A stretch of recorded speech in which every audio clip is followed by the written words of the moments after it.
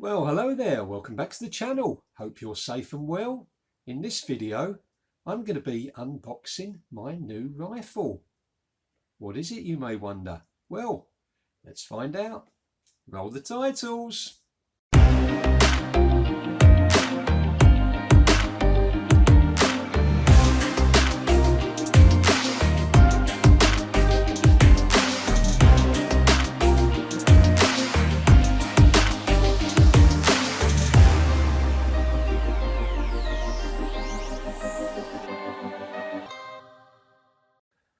So, I've been thinking about buying a new rifle, adding a new rifle to the collection for a while. Number of reasons. Firstly, obviously, can only use the rifles that I've got so many times in the content before people start getting a bit bored. So I need to change things out sort of reasonably regularly so that I've got something new that might be of interest to people to see. And also, I wanted a dedicated 2.2 air rifle, principally for hunting, but that's not to say that I won't use it for a bit of plinking and target shooting as well. I know I've got the barrel kit that I can put on the Ghost, and it's the 2.2 barrel kit is currently on the Ghost, and you may have seen, some of those videos recently. But I think in the long run, I would prefer to use the Ghost as a 177 rifle, and so I need a 2.2 to replace the last 2.2 that I had, which was the P15. You might remember some time ago I did a user review of the P15 just before I sold it. So anyway, I was looking around for a dedicated 2.2 rifle. You might be surprised, but my sort of budget was in the £400 range. We're not. I'm not sort of. This channel's not about buying the latest, greatest. £1 grand, £2 grand rifle. That's not me. I just simply can't afford that. So I like to keep it real, and show what the cheaper rifles are capable of. So I was looking at a number of new rifles, probably, as you can imagine, some of the sort of Turkish rifles. And then by chance, I saw a second-hand rifle come up for sale that was quite interesting. And I looked into it, did my research, and considered that rifle might be a much better prospect than buying a cheaper new Turkish rifle. So I mean, this rifle I bought usually would sell for a lot more than I paid for it, but because it's pre-used and second-hand rifle, I got it for a good price. So anyway, it was delivered in the box this morning. So what I'm going to do is just pause the video. I'm going to go and get the box. Honestly, I've accepted the box. I haven't opened the box. I don't know what condition it's in. So if I've made a big mistake, you're going to find out here on camera with me when I open the box. So let's pause the video. I'll go and get the box and then we'll have a look at it, shall we? So first, the branding. As you probably know if you've seen the channel before, big supporter of, buying British brands. I've got Air Arms, I've got Brocock, I've got Bay State. There's one classic British manufacturer whose rifles I've yet to have owned, so it might come as no surprise if I show you on the box, Birmingham Small Arms. Now, this is the original box that this rifle was bought in, which was one of the things, if you're buying a second-hand rifle from somebody, and it comes with the original box, then that's usually a good indicator that it's been looked after. So, without further ado, let's get the tape off and we'll have a look and you can see what it is.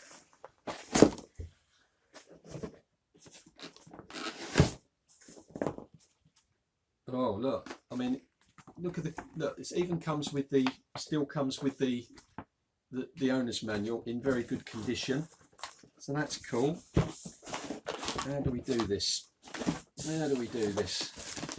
Oh, there we go.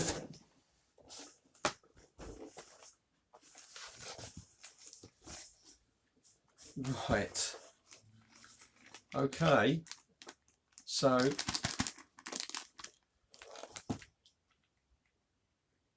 there's the filler, little tube of grease, Allen key and some O-rings. So another indicator, you know, for a second-hand rifle, if that's from the original box, it's been well looked after. Look at what else is still in the box as well. This is all good news. Right. Well, this is looking good. Okay. Take those little bits out there. The big unveil then. What is it? Here we go. Oh, I'd heard that these were light. This is super light. Well, if you can see from the block there, it's a BSA Ultra CLX in 2.2. You can tell it's 2.2 because it's got the red magazine. Let me have a look at this. For any marks. I mean, no wearing on the checkering. This is all looking very nice. So nice and clean. Let's have a look, see how much air is in it. All right, it's half full. So let's try cocking it. Whoa, that's nice. That's a lot smoother than the S400. Safety catch on the thumb there. Let's just try fire. There's no. Oh, let me just check take the magazine out. Magazine's empty. So that back in. Try dry firing it. Ooh, loud. I think what we'll have to be doing. Yeah, that unscrews. We'll be putting a moderator on that. So, first impressions then. I mean, this looks like a brand new rifle. I'm very pleased with the condition of this. You know, there's no visible wear, no scratches. Wow. Yeah. Yeah, very pleased with this. Okay, so what we're going to do with it? Well, first off, got to shoot it first. So I'm going to stick a scope on. Now, my plan is to convert this this rail. I mean, if you don't know, BSA have their own width of dovetail rail. Because I'm going to be using this for hunting, I'll be putting the day-night scope on. So I've got a in my box of bits and pieces, I have got a dovetail to Picatinny converter rail. I'm going to see if that will fit and whether there's enough clearance for the magazine to go in with a rail on the top. I mean, at first glance, looks like there might be. So I'll try that. If I can fit that, then I'll come back to you. And I think the only scope that I've got that's already got Picatinny mounts on is the MTC Connect, I think. So we'll probably use that initially. So, okay. So what I'm going to do is see if I can stick a scope on it, and I'll be back. Okay, so I've used one of these ATG universal dovetail to Picatinny weaver adapters. What you do is obviously, because this dovetails, I think it's 13mm, where most dovetails are between 9 to 11. So you have to stretch out the dovetail mechanism a bit, and this uses sort of bolts that bolt in to stretch out, and you make a little adjustment until it slides on. So that's what I've done, and then I fitted the Connect, which is a minimal eye relief, not exactly zero eye relief, but minimal eye relief scope. So I mean, it's not ideal because, as you can see, scope's a long way above. I need to get a permanent adapter for this rail. so the mount is lower down. You can see this one sort of like steps up about at least 10 millimeters. But you know, just for trying it out and some test shots, we can live with that. We can manage that.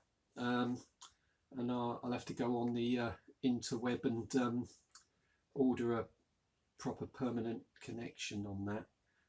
I'll have to lay a steel ruler over the top as well and make sure the magazine goes in. I'm sure it will fit. But okay, so scope's on. Next thing that we want to put on is a moderator. So I'm going to go and get a couple and just see what looks good and what sounds right, and then we'll put the first shots for it. Oh, dropping me moderators. Let's move this along the table a bit so you can see the far end. Right, I've got 3 moderators to try. I've got the 0 dB moderator off the Ghost, which will, yeah, that's big enough. Well, I've used that for 2.2, so I know that works for 2.2. I've got the in probably what is regarded as, I guess, the industry standard for moderators, which is the Wirarc. I'm going to get so many comments. The Wirarc. Oh dear, I don't know. Some people get so wound up about pronunciations, don't they? Right. So I've got the Wirarc silencer, and then I've got this new one actually that I bought recently. I bought this from Matthew Gleaves on the Airability channel because I saw the review and he had it up for sale and I thought it looked interesting. This is made by Humour, who make the regulators, and this is sort of modular. Oh, using all the bits. So you know, you can sort of like modify it and adapt it to you know, to suit the sound and your accuracy. So we'll try that one as well. So let's take the, I don't know what you call this. Is it a muzzle brake? I guess it's a muzzle brake. It looks quite nice actually.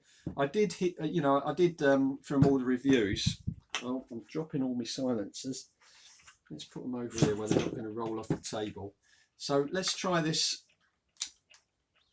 I don't know. You probably whether it will piece up in the audio, but this is without. Oh, take the safety off. That's quite a loud crack, as you can probably imagine. Right, we'll try the Humour. Not the Humour. We'll try the 0 dB to begin with, and see what that looks like. What do we think? Don't know. Don't think I like the look of that, but we'll see what it sounds like anyway. So that's that. Oh,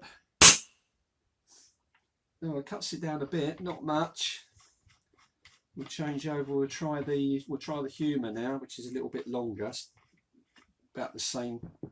Look in this, about the same length as the Wirarc.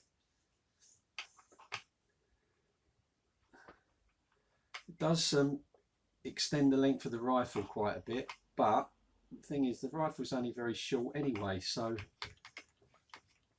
it's not going to be a super problem.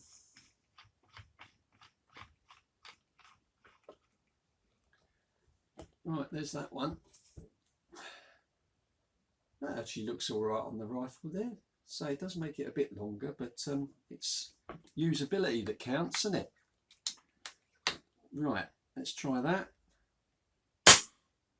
Oh, that's much quieter, that is.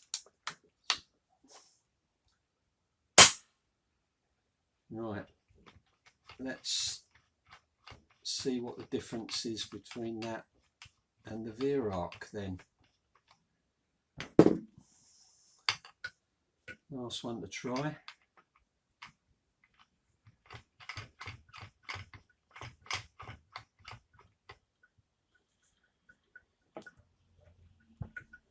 Oh, there we go, pretty neat, straight forward looking, pretty boring looking. Right, let's try that one. Oh yeah, yeah, that's the best of the lot. let me, that's sort of very high pitched. Let's try that again. Oh, getting all caught up in the in the rifle stand.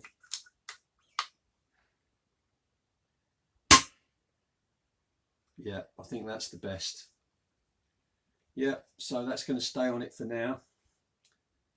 And you know, we might see about getting a shorter, fatter, because obviously it's all about volume apparently. With when you're moderating the sound, you want the volume so that the air comes out and expands and slows down and stuff. Don't know the science really, but so the fatter you get, the better. So yeah, we'll leave that one on for the moment. That's what we'll use. So what I need to do now is wait for it to stop raining, and then we'll quickly, in between showers hopefully, or in between rainstorms, we'll get out and put a few pellets through it, and just have a quick shoot, and then I'll talk about what the plans are for this rifle. And well, yeah, I'm liking this. Just looking at the magazine here, it feels like it's. Just thinking, yeah, there's a metal plate on the side, then there's a plastic bit, and then the spinner's metal. And it's got shot count on a little window. So yeah, we'll get it filled up. We will wait for the rain to stop, stick a target out, and give it a couple of shots just to get the new gun firing bit out of the way, and then talk about what we're going to do with it. So, see you in a bit. Well, here we are then. It stopped raining. Actually, a bit of blue sky. It's a bit breezy and it's a bit cold, but new gun day, got to shoot the gun, haven't we? So anyway, I put a magazine's worth of pellets through it just to get it roughly zeroed. I'm not going to spend a great deal of time zeroing it because I think, as I said before, this scope won't stay on there. Once I get the lower rail, I'll sort out what I'm going to put on here as the sort of permanent daylight scope. But I've loaded up the magazine. It's a 12 round magazine in 2.2, and we're going to start off using the jumbos, see how we get on with those, and then we'll just try the Ultra Magnums. Now normally with a new rifle, the first thing I do is clean the barrel out, because if it's a brand new rifle, it will usually come packed with grease for you know, because they're expecting the gun, they have no idea when the guns are going to be used, so they want to protect it, make sure that you don't get any corrosion or anything, so you need to clean all the gunk and the grease out. As this is a second-hand gun, I'm not going to clean it until I see the accuracy. If I think the accuracy is suffering, then I'll give it a clean out and then re-lead it. But we'll see how it goes to begin with, to see whether I need to do that straight away. I might not. So anyway, I put a bit of card down the bottom there with some dots on. The top left hand has already been shot a couple of times, so I've just sort of marked those in black. So I'm going to start off on the top row in the centre, and just see how the rifle groups. We're shooting at 35 yards. Let's give it a go, shall we?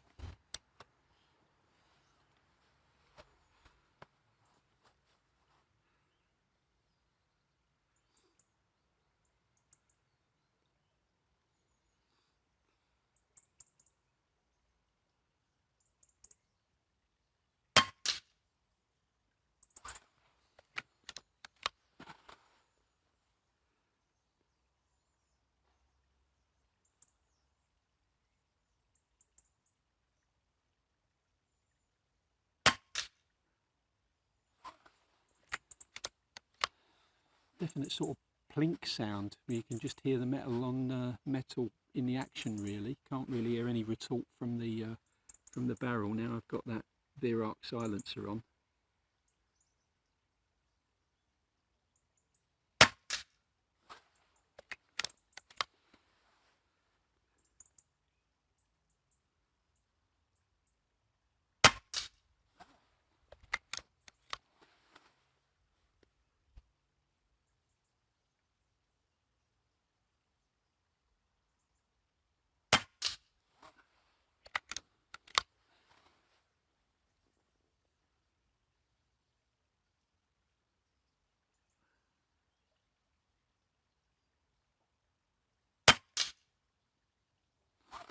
And that's 6.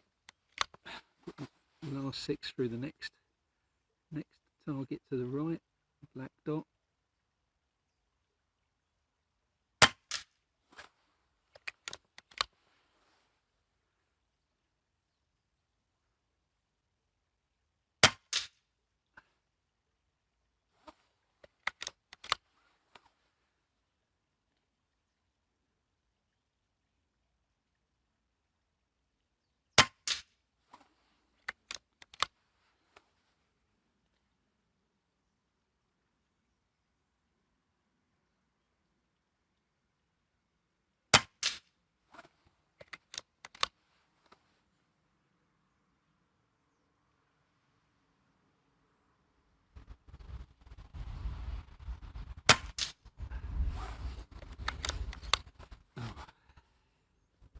Last one, I think, on this magazine.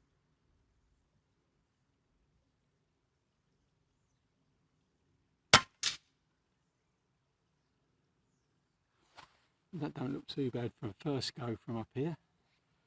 So what I'm going to do, pause video, recharge the magazine up with the Crossman Ultra Magnums, see how we go with those, see if there's any difference. Right, so magazine refilled with the Crossman Ultra Magnums, and we'll have a go on the bottom row.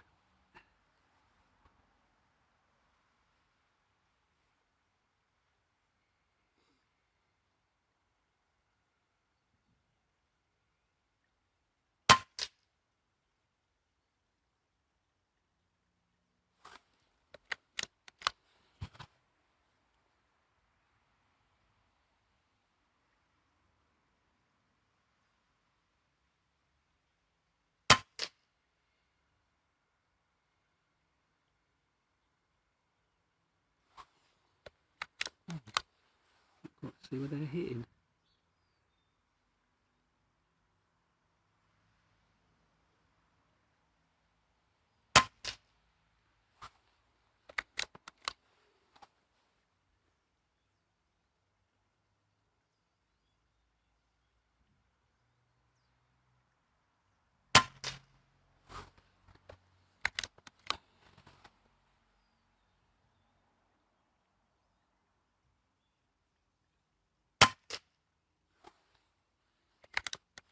Last one in this group.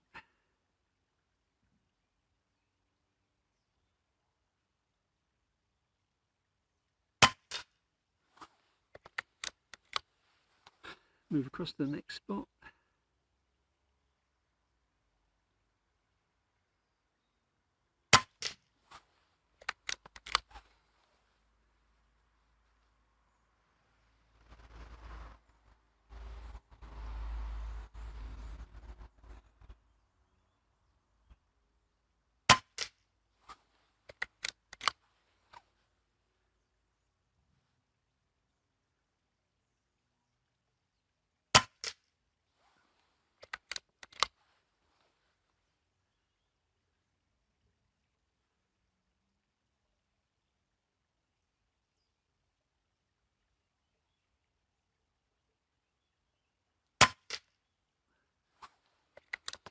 So trigger's very nice on this. Bit too far a movement on the first stage at the moment for me, but I guess I can adjust that. But you get up to the second stage, and the second stage there's no creep, breaks really nicely.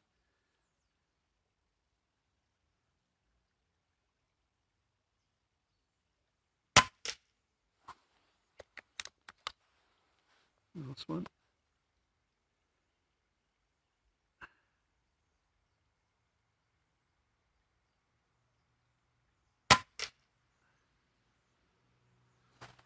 Right, well, that's all I'm going to do for now, because times are getting on. So what we do is go and have a look at the target, shall we? So here's the target we just shot in the garden then. 2 6-shot groups on the top row of the JSB jumbos in 2.2 calibre, and the bottom row is the Crossman Magnum Ultras, or whatever they were, with 2.2 as well. So let's have a look at the size of the groups. There's a few flyers there. Was rushing a bit, and so it's probably me. But if you discount these ones up here, you've got a 15mm group there. That's 4, possibly 5 shots, and then they go into 20mm, all of those, including the flyers. This is a better group in here, 15mm at 35 yards. Pretty happy with that. Then we've got a nice group here of 4 shots with a couple of little flyers that are me. See, I can put, I mean, that 4 shots there, that's 10mm at 35 yards. 15 with that flyer, and if I take the other one, well, probably centre to centre, it's 15. If I take the other one, easily goes into 20mm. And then again here, got 4 shots here, which go into 15mm, and then a couple of flyers, easily 20. So you know, for a first down and dirty quick go out in the garden without any pellet testing, and without really, you know, taking too much time over it, pretty good results. I think that's got to agree that that's a pretty accurate rifle. No problems with that, I don't think. Obviously, I'm going to need to do some proper pellet testing with it. I might find that, you know, once I get used to the rifle, get the permanent scope fitted on there, that these groups come in a little bit, and it may well be that I find another 2.2 pellet that's better than these. Who knows? Maybe this might be the rifle that of my rifle that likes Hades. So, well, that's the target then. Well, thanks very much for joining me on my new gun day. Hope you found that interesting. What a cracking little rifle this is, eh? Ooh. Yeah, that's very pleased with it. I will be doing a full user review on this rifle, but I need a few months of use first to learn a bit more about it and its little foibles and the pros and cons and stuff. So that will be on the channel sometime in the new year. Yeah, and it's nearly the new year. Christmas is approaching.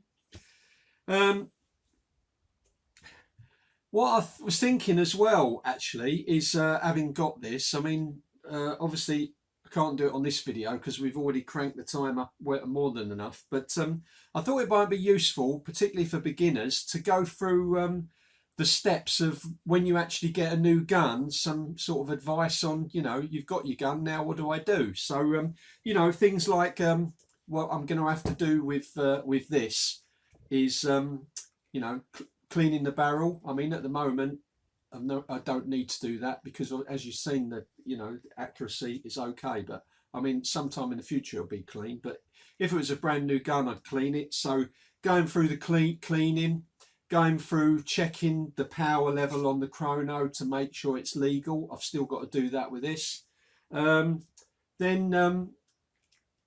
you know, filling it up and shooting it down to find the sweet spot, because this rifle is unregulated, so it will have a certain ideal fill pressure to get you know, 10 to 20 really nice consistent shots, because obviously, you know, 10 to 20 consistent shots, that'll be fine from hunting. So I'd have to you know, check that, find the sweet spot, and then also some proper pellet testing to find out, you know, which pellet this prefers, so we know what we're going to get the best accuracy with. So if you think that's a good idea, you might find that useful, then let me know in the comments. I'll stick that on my list of future videos. We might as well use this as the new gun to take through that process. So let me know.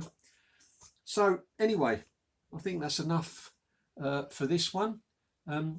Hopefully you found that interesting.